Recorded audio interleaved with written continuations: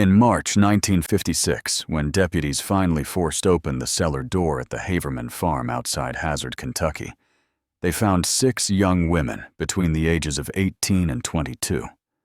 All 6 were found in distress and in need of immediate medical care. All 6 had been reported missing over the previous 4 years, and all 6 had the same uncle. Before we dive into the story, if cases like this one matter to you, if you believe these stories need to be told and remembered, click the like button and subscribe to the channel. Tell me your location and the time you're seeing this. I want to know how far this video is traveling. Now, let's continue with the story. The envelope arrived at the Perry County Sheriff's Office on a Tuesday morning in late February 1956. Deputy Margaret Caudle noticed it immediately when she sorted through the morning mail. Plain Manila, no return address, postmarked from Lexington 3 days prior.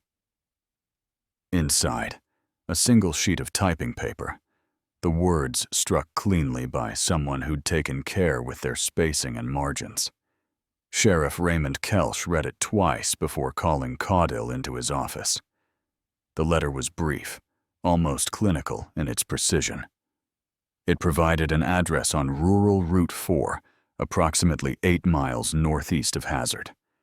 It listed 6 names: Ruth Ann Ledford, Barbara Jean Cornett, Sylvia Mae Woolham, Nancy Carol Duff, Linda Sue Myers, and Patsy Louise Kinser.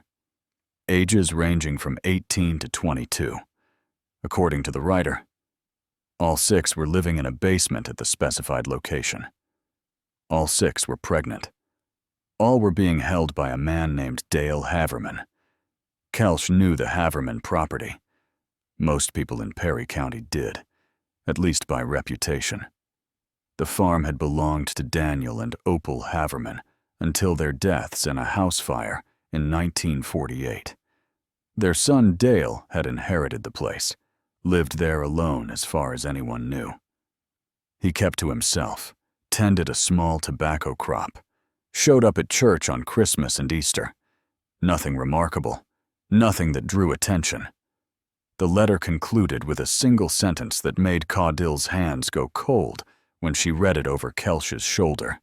"If you wait much longer, some of these girls won't survive their deliveries." Kelsch set the letter down carefully, as if it might ignite. He'd been sheriff for 11 years, had dealt with bootleggers and coal camp violence, and the occasional Saturday night stabbing outside the roadhouses on Highway 15. This was different.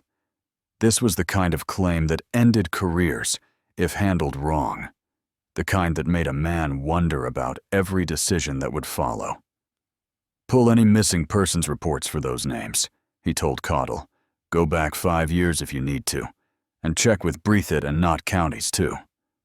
By late afternoon, Caudle had assembled 6 case files on Kelsch's desk. 6 girls reported missing between May 1952 and September 1955.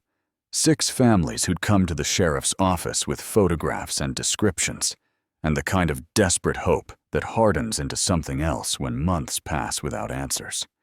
6 investigations that had stalled within weeks of the initial reports, the files marked with notations like "probable runaway" and "declined to pursue further." Margaret Caudle had been a deputy for 3 years. She'd learned to keep her opinions measured, her questions careful. But as she read through those files, matching the names to dates and circumstances, she couldn't stop thinking about the word the anonymous letter writer had chosen. Not kept or hiding. Held. Margaret Caudle spread the 6 files across the conference table in chronological order. The oldest case belonged to Ruth Ann Ledford, reported missing on August 14, 1952. She'd been 18 years old, last seen walking home from a church social in the Buckhorn community.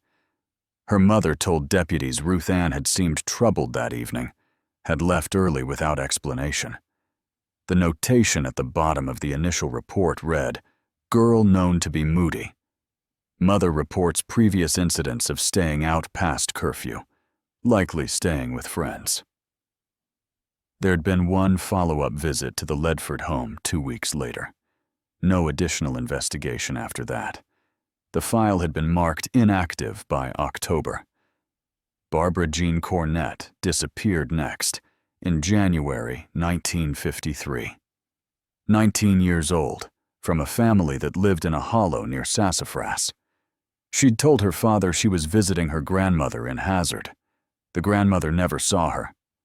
Barbara Jean's file contained a single interview with her older brother, who mentioned she'd been acting secretive and had talked about running away to Louisville or Cincinnati. The case file concluded with, "Subject has history of deception, no evidence of foul play." Cottle noticed something in the Cornett file that hadn't registered during her first reading. Barbara Jean's mother had mentioned, almost as an afterthought, that Dale Haverman had driven Barbara Jean to town for a dental appointment 3 weeks before she vanished. He was married to the girl's aunt, she'd explained. Family. The third disappearance came in July 1953. Sylvia Mae Woolham, 18, from Vico in Knott County. She'd been visiting relatives in Perry County for the summer. One afternoon, she walked to a neighbor's house to return a borrowed pie dish. She never arrived. The neighbor lived a quarter-mile down the road. The Knott County Sheriff's Office handled the investigation initially, then transferred it to Perry County, when it became clear Sylvia had last been seen on their side of the county line. The transfer took 6 weeks. By then, the case had gone cold. The file noted, "Transient nature of victim's residence suggests possible voluntary departure." Nancy Carol Duff disappeared in March 1954. She was 20, from a family that attended the same Methodist church as the Havermans had, before the parents died. Nancy's case file was thinner than the others. Single interview with her stepfather, who stated Nancy had been rebellious and had threatened to leave home multiple times. The investigating deputy wrote, "Domestic situation appears unstable. Subject likely exercised option to leave." Linda Sue Myers vanished in November 1954, age 18. She'd been walking home from school in the late afternoon. 3 witnesses saw her accept a ride from someone driving a dark-colored pickup truck. None could identify the driver. Linda's mother insisted her daughter would never get into a vehicle with a stranger. The deputy who took the report noted, "Mother's judgment questionable. Girl's friends report she frequently accepted rides." The case remained open longer than the others, but by February 1955, it too had been marked inactive. The final case belonged to Patsy Louise Kinser, 18 years old, missing since September 1955. She'd gone to help a family friend with tobacco stripping at his barn. When she didn't return home by dark, her parents drove to the property. They found the barn empty, no sign of Patsy or the family friend. The friend, when located the next day, claimed Patsy had never arrived. He'd waited for 2 hours, then left to run errands. Patsy's file contained something none of the others did, a handwritten note stapled to the inside cover. "Check Haverman property." Someone had written it in pencil, then circled it. Below that, in different handwriting, "Confirmed with H, not present. No cause for warrant." Cottle found Sheriff Kelsch in his office just after 5 o'clock. She placed a county map on his desk, 6 red pins already inserted at locations corresponding to where each girl was last seen. The pins formed an irregular circle, roughly 15 miles in diameter. At the center of that circle, she placed a 7th pin, the Haverman farm. 3 of these families specifically mentioned Dale Haverman in their initial statements, she said. He gave one girl a ride to the dentist. He attended church with another family. He was supposed to meet the last girl for tobacco work, but claims she never showed. Kelsch studied the map without speaking. Someone wrote a note about checking his property in the Kinser file. Caudle continued. Somebody else wrote that they did check and found nothing. But there's no formal report of any search, no documentation. Who confirmed it? Kelsch asked. Caudle had been hoping he wouldn't ask that question, because the answer made everything worse. The initials below the confirmation note were RK, Raymond Kelsch's own initials. Kelsch stared at his own initials for a long moment before responding. I remember the Kinser family coming in. The father was convinced Haverman was lying about the girl not showing up. He paused, running his hand across his jaw. I drove out there myself, October of '55. Haverman met me at the door, let me look around the main house, showed me the barn, the tobacco shed, answered every question I asked. Did you check the cellar? Caudle asked. The silence that followed told her everything. He said the door had swollen shut after the spring rains, Kelsch said finally. Hadn't been able to open it in months. I could see the door was painted over, looked like it hadn't been touched in years. He looked up at Caudle. I had no probable cause for a warrant. No evidence. Just a father's suspicion, and a man who seemed genuinely confused about why I was there. Caudle pulled the property deed records from her folder. Daniel and Opal Haverman died in April 1948. Fire started in the kitchen around 2 in the morning. Both bodies found in their bedroom. The fire inspector's report said the blaze burned hot enough to collapse part of the second floor. She slid another document across the desk. Dale Haverman inherited the property that June. According to county records, he made substantial renovations between 1949 and 1951. Rebuilt the second floor, reinforced the foundation, added new wiring throughout. You're thinking he modified the cellar during those renovations, Kelsch said. The original house plans from 1912 show a root cellar, 8 by 10 feet, accessed through a door off the kitchen. Standard for that era. Caudle produced a building permit from 1950. This permit is for foundation stabilization and basement waterproofing. The contractor listed is Haverman himself. No inspections were ever conducted because the work was classified as maintenance, not new construction. Kelsch studied the documents with growing unease. Dale Haverman had been 40 years old when his parents died, unmarried, working sporadically at the coal mines near Hazard. After the inheritance, he'd stopped mining work entirely, lived off the farm income and what remained of his parents' modest savings. Neighbors described him as quiet, helpful when asked, someone who'd bring vegetables from his garden to church suppers and help elderly residents with repairs. I talked to Ethel Begley last week, Caudle said. She lives about a mile from the Haverman place. She mentioned Dale helped her fix her well pump last summer. While he was there, she heard crying coming from his truck. When she asked about it, he said he'd brought some barn cats with him, and they didn't like riding in vehicles. Cats, Kelsch repeated. She thought it was odd because the crying sounded more human than animal, but she didn't press it. Said Dale had always been kind to her, and she felt foolish for thinking otherwise. Kelsch pulled out the county census records.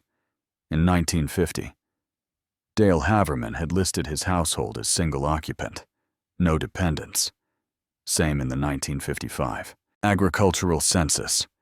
He'd reported modest tobacco production, a few head of cattle, chickens. Nothing that would require significant labor or explain frequent trips to town for supplies.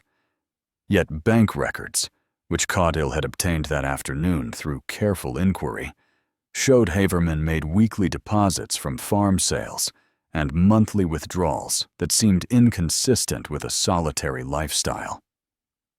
The grocery bills alone suggested he was feeding more than himself. In December 1955, he'd purchased over $200 worth of canned goods, dried beans, and flour from the Hazard Food Market. The store clerk remembered the transaction because Haverman had paid cash and refused help loading the supplies into his truck. "There's something else," Caudle said. She placed a church directory from 1952 on the desk. 4 of the missing girls attended congregations that Dale Haverman had connections to through his parents or extended family. He wasn't a regular member anywhere, but he appeared at funerals, weddings, holiday services. Always alone, always polite. The kind of man people remember as being present without really remembering him at all. Kelsch closed the files. "Get me Judge Winters on the phone. We need that warrant by morning." "What reason do we give?" Caudle asked. "We have an anonymous letter and a pattern that looks suspicious, but proves nothing." "We give him the truth," Kelsch said. 6 families filed reports. 6 girls haven't been seen in years, and I failed to search that cellar when I had the chance. He met Caudle's eyes. "That ends tomorrow." By 8 o'clock that evening, Judge Harold Winters signed a warrant authorizing a complete search of the Haverman property, including all structures and underground spaces.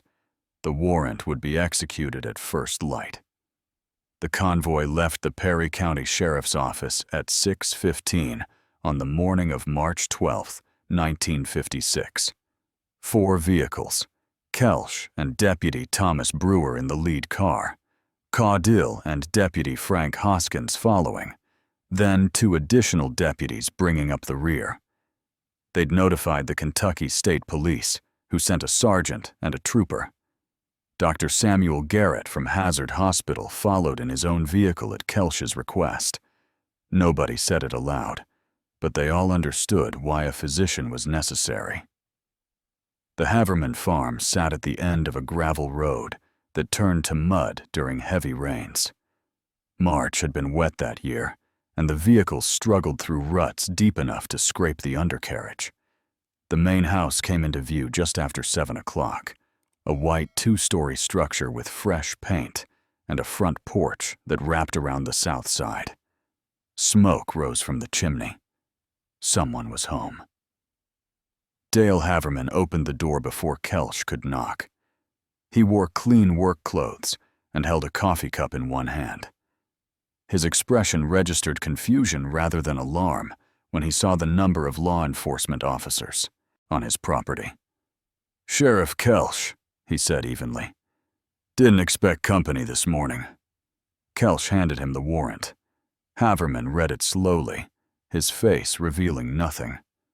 When he finished, he set his coffee cup on the porch railing and stepped aside. "You're welcome to look wherever you need to," he said, "though I'm not sure what you're hoping to find." The interior of the house was meticulously maintained. Clean floors, minimal furniture, everything in its place. The kitchen showed signs of recent cooking, more dishes in the drying rack than one person would use for breakfast. Caudle noticed immediately, but said nothing. They moved through the first floor systematically. Parlor, dining room, pantry. In the pantry, shelves lined with canned goods stretched floor to ceiling. Enough food to feed a family for months. The cellar door was where the original house plans indicated it should be, off the kitchen near the back entrance. Unlike Kelsch's description from his previous visit, the door showed no paint buildup, no signs of disuse. The handle was worn smooth from frequent opening. "This door looks different than it did last October," Kelsch said. Haverman shrugged. "Fixed it over the winter. You were right that it had swollen shut. Took me a few months to get around to planning it down and rehanging it properly." Kelsch pulled the door open. Wooden stairs descended into darkness. He found the light switch, a bare bulb illuminating rough stone walls and a dirt floor. The space matched the dimensions from the original house plans, approximately 8 by 10 feet, filled with the usual cellar items. Mason jars of preserves, a few pieces of old furniture, firewood stacked against one wall. Deputy Brewer descended first, playing his flashlight across every surface. Seems normal, Sheriff. But Caudle was studying the walls. The stonework looked older near the stairs, the mortar crumbling in places. Toward the back wall, the stones appeared newer, the mortar fresh and even. She ran her hand along the seam, where old met new. "This wall has been rebuilt," she said. Haverman's voice came from the top of the stairs, still calm. "Foundation was cracking. Had to reinforce it during the renovations." Kelsch descended into the cellar, stood beside Caudle. The new stonework extended approximately 4 feet along the back wall and disappeared behind a wooden shelving unit, heavy with jarred tomatoes and green beans. He grabbed one end of the shelving unit. It moved easily, too easily, for something supposedly bearing that much weight. The jars were empty. Behind the shelving, set into the newer stonework, was a door. Not old wood like the cellar entrance above, but newer lumber with a heavy bolt lock on the outside. The temperature in the cellar seemed to drop. Kelsch could hear his own breathing, the shuffle of boots on dirt as more deputies crowded down the stairs. Haverman said nothing. Kelsch drew the bolt. The metal scraped against the bracket, a sound that seemed impossibly loud in the confined space. He pulled the door open. The smell hit them first. Unwashed bodies, human waste, something sickeningly sweet that Kelsch couldn't immediately identify. Then the dimensions became clear. A hallway extending back into darkness, far beyond where the original foundation should have ended. Electric lights hung from the ceiling at intervals, their cords running along the stone walls. Caudle reached for the first light switch. The hallway illuminated in sections, revealing 6 doors, 3 on each side. All closed, all with locks on the outside. From behind one of those doors came a sound. Quiet at first, then building. A girl's voice, hoarse and uncertain, as if she'd forgotten how to call for help. "Is someone there? Please, is someone finally there?" Kelsch moved toward the voice, his hands shaking as he worked the lock.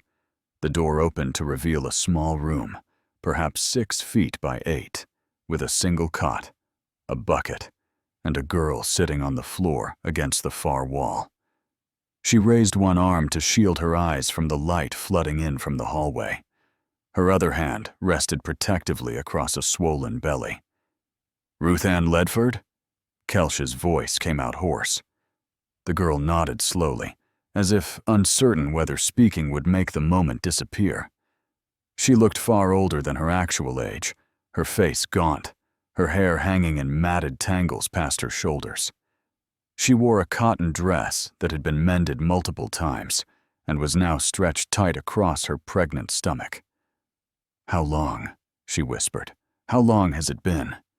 "March 1956, Kelsch said. "You've been missing since August 1952. Ruth Ann closed her eyes. When she opened them again, tears tracked down her cheeks. 3 years and 7 months. I kept trying to count, but I lost track after the first year." Dr. Garrett pushed past Kelsch into the room, his medical bag already open. "Let me examine you, miss. We're going to get you out of here." Behind them, deputies were opening the other doors. From each room came the same progression of sounds, the scrape of locks, the creak of hinges, then shocked silence, followed by quiet weeping. Caudle stood in the hallway, writing names in her notebook as each girl was identified. Barbara Jean Cornett, now 22, showing advanced signs of health decline connected to the confinement.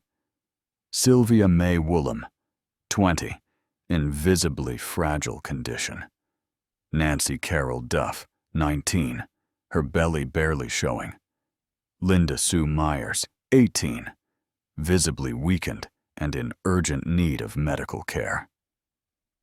Patsy Louise Kinser, 18, in poor condition and in evidently distressed, and the only one who screamed when the door opened, pressing herself into the corner until Dr. Garrett spoke to her in soft, measured tones.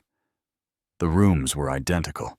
Each contained a cot with thin blankets, a bucket for waste, a small table with a basin for washing. No windows, no natural light. The walls were bare stone, the floors concrete. Electrical outlets had been installed in each room, but no lamps. Haverman had controlled even their access to light. Ruth Ann was the most coherent of the six. While Dr. Garrett conducted preliminary examinations, she answered Kelsch's questions in a voice that sounded like it belonged to someone much older. "He came to the church social in Buckhorn," she said. "Offered to drive me home because it was getting dark. I knew him from family gatherings. My mother's cousin married his sister years ago. I thought it was safe." She paused, swallowing hard. "He didn't take me home. He brought me here instead. Told me I was going to help him start a family, that God had chosen me for this purpose." "Did he hurt you?" Caudill asked carefully. Ruth Ann's laugh was bitter and short. "He mistreated all of us, but he was careful not to leave obvious signs. No marks where anyone could see, if anyone ever came looking, which nobody did for a very long time." She explained the routine Haverman had established. He brought meals twice daily, always at the same times, morning and evening, canned food mostly, sometimes fresh eggs or milk. He spoke to them about scripture, about their duty, about how they were building something important together. As the months passed, his visits grew less frequent, and his behavior became more unpredictable. Ruth Ann had endured repeated periods of severe hardship. The outcomes of her previous confinement-related conditions had been tragic. She was deep into another stage of captivity-related health complications. "What happened to the babies?" Kelsch asked, though he dreaded the answer. "He took them upstairs," Ruth Ann said flatly. "Said he was taking them to good families, but I heard him digging outside my first night back down here after the second one died. There's a garden patch on the east side of the house. I could hear the shovel hitting rocks." Barbara Jean Cornett spoke from her doorway, her voice steadier than her hands. "I had one baby. She survived briefly.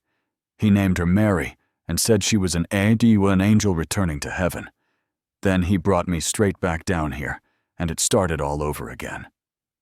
The youngest, Patsy Kinser, wouldn't speak at all. She sat on her cot, staring at her hands, rocking slightly. Dr. Garrett estimated she'd been malnourished for months, possibly longer. Upstairs, State Police Sergeant Morris had Dale Haverman in handcuffs. Haverman sat at his kitchen table, calm and quiet, watching through the window as ambulances arrived. When Kelsch emerged from the cellar, Haverman looked up.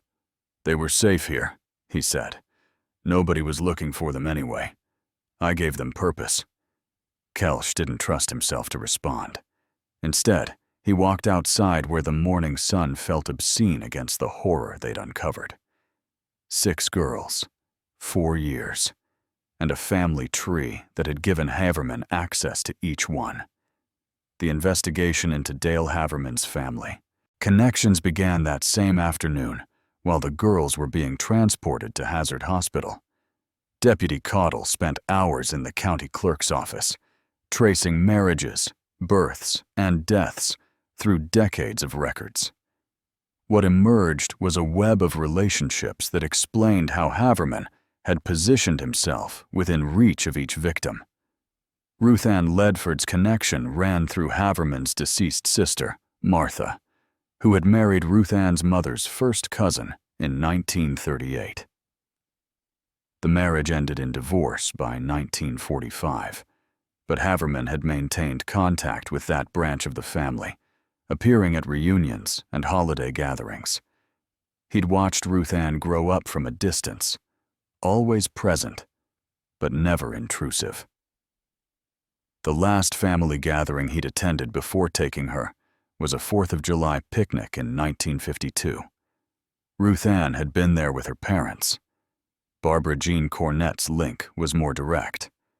Her mother's sister had married Haverman in 1946, a union that lasted only 8 months before she left him, citing his peculiar ideas about family and religion. The marriage was annulled, but Haverman remained on cordial terms with the Cornette family. He'd helped Barbara Jean's father repair a barn roof in 1952. He'd driven Barbara Jean to her dental appointment 3 weeks before she disappeared, just as her mother had mentioned in the missing persons report. Sylvia May Woolham had no blood connection to Haverman, but her family attended the same Methodist church his parents had belonged to before their deaths. Haverman appeared at Christmas services and summer tent revivals, sitting quietly in the back pews. Church records showed he'd volunteered to help with the youth group's summer camping trip in 1953, the same trip Sylvia attended while visiting her Perry County relatives. She'd gotten separated from the group during a hike. Haverman had been the one who claimed to find her and bring her back to camp. 2 weeks later, she vanished while returning a pie dish. Nancy Carroll Duff's family attended a different Methodist congregation, but her deceased mother had been engaged to Haverman in 1942 before breaking it off to marry Nancy's father instead. Haverman had attended the funeral when Nancy's mother died of pneumonia in 1951. Nancy was 18 then. Haverman sent the family a condolence card every year on the anniversary of her death. Nancy's stepfather had mentioned during the missing persons interview that Haverman had offered to help Nancy find work in Hazard, said he knew people who needed domestic help. The stepfather had declined, but Nancy had told friends she was considering it anyway. Linda Sue Myers represented Haverman's most calculated acquisition. Her family had no connection to him at all until 1954, when Haverman began attending the same small Pentecostal church the Myers family attended in the community of Vaminoyev Vest. He'd started coming in September, sitting near the family, offering them rides when their truck broke down. By October, he was a familiar presence. When Linda Sue accepted a ride from someone driving a dark pickup truck in November, 3 witnesses had seen it happen. None recognized the truck as Haverman's because he'd borrowed one from a neighbor that day, claiming his own vehicle needed repairs. Patsy Louise Kinser's connection circled back to Haverman's work history. Her father, Raymond Kinser, had worked alongside Haverman in the coal mines in 1947 and 1948. They'd maintained a friendly acquaintance even after Haverman stopped mining. When Haverman needed help with tobacco stripping in September 1955, he'd called Raymond and asked if Patsy could assist for a few hours. He had helped their family before, Raymond explained later to investigators. It seemed like a reasonable request. Caudle presented her findings to Kelsch that evening. The pattern was undeniable. Haverman had spent years cultivating trust, appearing at the edges of these families' lives, making himself useful and unremarkable. He'd studied each girl, learned their routines, identified moments of vulnerability. Ruth Ann walking home in the dark, Barbara Jean traveling alone to visit her grandmother, Sylvia separated from her camping group, Nancy seeking independence from her stepfather, Linda Sue's family struggling with transportation, Patsy's family needing extra labor. He was patient, Caudle said. Some of these connections go back a decade or more. He positioned himself as trustworthy long before he ever made a move. What disturbed Kelsch most was the realization that Haverman had likely been planning this since at least the mid-1940s, possibly earlier. The annulled marriage to Barbara Jean's aunt, the broken engagement to Nancy's mother, his presence at family and church events where young girls would be present. He'd been watching for years, waiting for the right circumstances. State police investigators found Haverman's journals in a locked trunk in his bedroom. Page after page of observations about girls in various communities, their ages, their family situations, their vulnerabilities. Ruth Ann's name appeared first, with entries dating back to 1949, noting early observations years before her disappearance. The final entry, written the morning of the raid, simply read, "The work continues. 7 would be better than 6. Elizabeth Watts arrived in Hazard 3 days after the discovery. She'd been covering courts and crime for the Louisville Courier-Journal for 8 years, but nothing had prepared her for the story unfolding in Perry County. While other reporters focused on the sensational elements, Watts went to the sheriff's office and asked for the original missing persons reports. What she found confirmed her worst suspicions. She laid the 6 reports across a conference table and photographed each one, paying particular attention to the notations and follow-up investigations. Or rather, the lack of them. Ruth Ann Ledford's report contained a single follow-up entry dated 2 weeks after her disappearance. Mother states subject was moody and prone to staying out late. No evidence of abduction. Case inactive pending new information. No interviews with friends. No canvassing of the area where she was last seen. No follow-up with Dale Haverman, despite him being at the same church social that evening. Barbara Jean Cornett's file was even thinner. The initial report mentioned Haverman had driven her to the dentist weeks before she vanished, a detail that should have warranted at least a conversation with him. Instead, the notation read, "Subject has history of deception per family. Probable voluntary departure." The case was marked inactive within 3 weeks. Sylvia May Woolham's report sat in jurisdictional limbo for 6 weeks, while Perry and Knott counties debated whose responsibility she was. By the time Perry County officially took the case, witnesses couldn't remember specific details, and the trail had gone cold. The final notation: transient nature of subject's summer visit suggests return to primary residence without notification. Nancy Carroll Duff's stepfather had filed the report, but the investigating deputy's notes revealed clear bias. Stepfather appears controlling. Subject likely fled domestic situation. Mother deceased. Family situation unstable. No search was conducted. No interviews with Nancy's friends or church members. The case was closed as a runaway within 10 days. Linda Sue Myers received the most attention, likely because 3 witnesses saw her get into the truck, but those witnesses couldn't identify the vehicle or driver, and the investigation stalled. What caught Watts's attention was a note dated 3 weeks after Linda's disappearance. Anonymous tip suggests checking Dale Haverman. Haverman interviewed. Cooperative. No cause for further action. The deputy who'd conducted that interview was Frank Hoskins, one of the men who'd helped with the raid. Watts tracked down Hoskins at a diner in Hazard. He agreed to speak off the record, his coffee cooling between his hands as he talked. "I went to Haverman's place in December '54, Hoskins said. "Anonymous caller said I should look there for the Myers girl. Haverman seemed genuinely surprised I was asking about her. Said he knew the family from church, but hadn't seen Linda in weeks. He let me look around the house, showed me the barn and outbuildings. Everything seemed normal." Hoskins paused. "He told me the cellar door was stuck shut. I could see it was painted over. I didn't push it." "Why not?" Watts asked. "Because I had nothing concrete. No evidence, no probable cause. Just an anonymous call, and a man who was being cooperative and transparent. If I'd pushed harder without justification and been wrong, I'd have been harassing an innocent citizen." He met her eyes. "I made the wrong call. I'll live with that."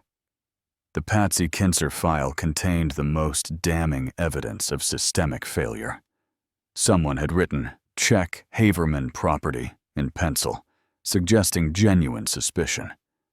Sheriff Kelsch's initials appeared below it with the note, Confirmed with H, not present. No cause for warrant. Kelsch had visited the property, had seen the painted-over cellar door, and had accepted Haverman's explanation without question. When Watts published her findings in a front-page story on March 18th, the reaction was immediate and furious. Families of the victims demanded answers. Community members who'd trusted Haverman felt betrayed and ashamed. But the harshest criticism focused on law enforcement. The common thread in all 6 cases was clear. Investigators had looked for reasons not to investigate, rather than reasons to pursue leads. Girls from troubled homes, girls who seemed moody or rebellious, girls whose families didn't fit conventional molds. Each one had been dismissed as a runaway, as someone who'd chosen to leave, as unworthy of sustained effort. Ruth Ann Ledford's mother gave Watts an interview from her home in Buckhorn. "I told them my daughter wouldn't just leave," she said, her hands trembling. "I told them she was scared of something, that something wasn't right. They wrote in their report that she was moody. Like that explained everything. Like that made it acceptable to stop looking." 3 other families echoed similar frustrations. They'd been told their daughters were runaways, troubled teens, girls making bad choices. They'd been advised to wait, to hope the girls would come home on their own. Some deputies had suggested the families bore responsibility for not controlling their daughters better. "They looked at us like we were the problem," Barbara Jean Cornett's father told Watts. "Like we'd failed as parents, so of course our daughter ran away. Nobody wanted to consider that someone had taken her. That would have meant actual work." Dale Haverman's trial began on September 10, 1956, at the Perry County Courthouse in Hazard. The prosecution assembled a case built on physical evidence, medical testimony, and the journals found in Haverman's bedroom. Defense attorney Robert Thornton, appointed by the court when Haverman's assets proved insufficient to hire private counsel, argued diminished capacity stemming from childhood trauma and religious delusion. The courtroom filled to capacity each day. Families of the victims occupied the first 2 rows on the left side. They sat separately from one another, divided by shame and grief and the knowledge that they'd each been manipulated by the same man. Ruth Ann's mother wouldn't look at Barbara Jean's father, whose sister had once been married to Haverman. Nancy's stepfather sat alone, his hands clasped between his knees, while other families whispered about his failure to protect his stepdaughter. The prosecution, led by Commonwealth's attorney James Feltner, began with the physical evidence. State police investigators had excavated the garden on the east side of the Haverman house. They'd uncovered indications of past medical tragedies connected to the confinement. Medical examiners testified that 2 appeared to have been stillborn or died shortly after birth. The 3rd showed signs of having lived several days. None had received proper burial or death certificates. Dr. Garrett testified about the conditions of the girls when they were discovered. Malnutrition, vitamin deficiencies, infections from inadequate sanitation. Ruth Ann had signs of past physical strain. Barbara Jean showed signs of repeated trauma. All 6 exhibited symptoms of prolonged psychological abuse, difficulty making eye contact, hesitation in speech, automatic deference to male authority. The girls themselves provided limited testimony. The judge ruled their statements could be read into the record rather than requiring them to face Haverman directly. Ruth Ann's account, delivered by a court clerk in a steady monotone, described her abduction and the subsequent years in the basement. She explained Haverman's religious justifications, his insistence that he was building a righteous family, his conviction that the outside world was corrupt, and that he was saving these girls from sin. Barbara Jean's statement focused on the deaths of the babies. She described holding her daughter for 5 days, watching the infant grow weaker without medical care, begging Haverman to take the child to a doctor. He'd refused, saying God would decide the baby's fate. When one of the outcomes turned tragic, Haverman had taken the body and returned later with signs he'd been outside. The defense called a psychiatrist from Lexington who'd examined Haverman over 3 sessions. Dr. Milton Greer testified that Haverman suffered from a delusional disorder centered on religious themes. His parents had been strict fundamentalists who'd isolated him socially and impressed upon him the importance of patriarchal authority and female submission. When they died in the fire, Haverman had interpreted it as punishment for their failure to live according to God's true plan. He'd decided he would succeed where they'd failed. He genuinely believes he was acting righteously, Dr. Greer told the jury. In his mind, these girls were lost souls he was saving. The pregnancies were part of building a pure family under his guidance. He shows no understanding that his actions caused harm. Thornton argued that Haverman's capacity to distinguish right from wrong had been compromised by years of psychological conditioning and untreated mental illness. He pointed to the journals as evidence of a diseased mind, not criminal intent. He asked the jury to consider commitment to a psychiatric facility rather than prison. The prosecution's closing argument lasted 40 minutes. Feltner walked the jury through the timeline of calculation and planning. The years Haverman spent cultivating trust, the careful selection of vulnerable girls, the construction of the hidden basement rooms, the systematic abductions.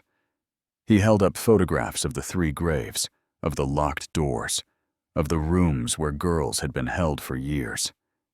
This was not delusion, Feltner said. This was deliberate. He knew these girls had families searching for them. He knew they wanted to go home. He knew what he was doing was wrong, which is why he built those rooms in secret, why he lied to investigators, why he hid the evidence of dead babies in his garden. A delusional man doesn't take those precautions. A criminal does. The jury deliberated for 6 hours. They returned with guilty verdicts on 6 counts of kidnapping, 6 counts of severe unlawful acts and abuse, and 3 counts of concealing a death. The judge sentenced Haverman to 6 consecutive life terms without possibility of parole. Haverman showed no emotion when the verdict was read. As deputies led him from the courtroom, he turned to look at the families in the gallery. His expression remained placid, almost confused, as if he still couldn't understand why they were angry. Then he was gone, and the families were left sitting in the same room together for the first time since their daughters had been taken, united only by the enormity of what they'd lost. Between April and August 1956, 5 of the 6 girls gave birth. Ruth Ann delivered a boy in late April at Hazard Hospital, her 3rd pregnancy and her first surviving child. Barbara Jean had a girl in May. Sylvia delivered twins in June, both boys.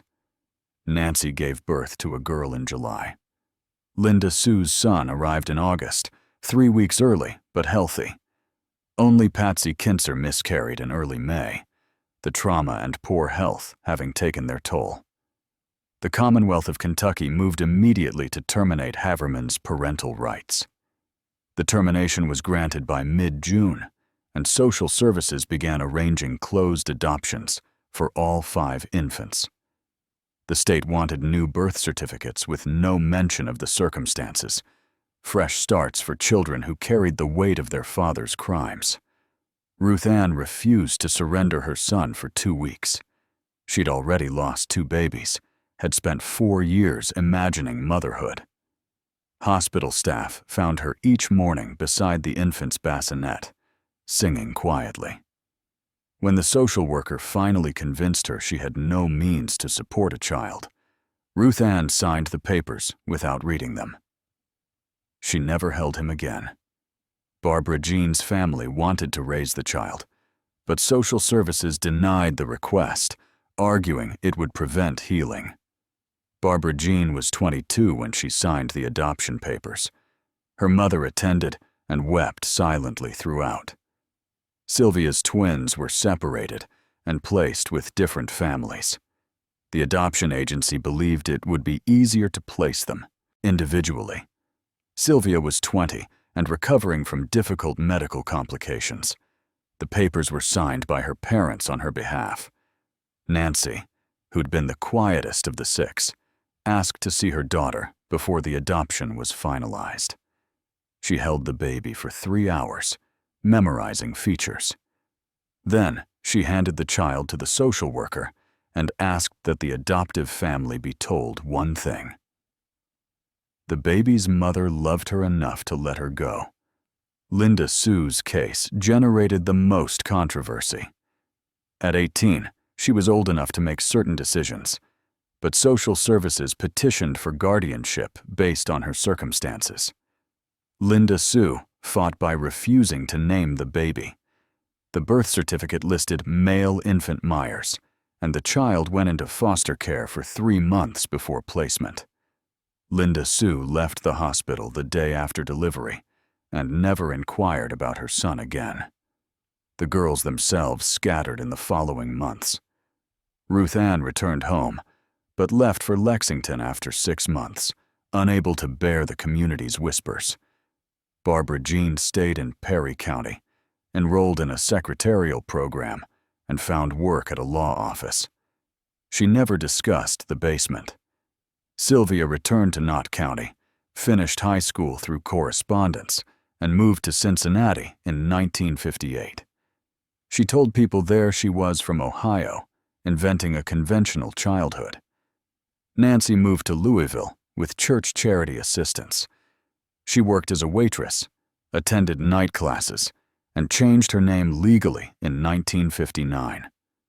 She married in 1962 and never told her husband about the basement or the baby. Linda Sue left Kentucky entirely in late 1956. Social services lost contact with her by 1957. Occasional reports surfaced over the years, sightings in Chicago, in Detroit, working under assumed names, moving frequently. She never reconnected with her family. Patsy Kinser stayed home. At 18, she struggled to move forward, too damaged to imagine escape. She lived with her parents until 1964, then married a man 20 years older who believed he was rescuing her. The marriage lasted 3 years. Dale Haverman died on February 7, 1960, in the Kentucky State Penitentiary at Eddyville. Complications from untreated diabetes led to kidney failure. He was 47 years old and had served less than 4 years of his sentence. Prison medical records showed he'd refused insulin treatment for months, citing religious objections. By the time intervention became mandatory, the damage was irreversible. No family claimed his body.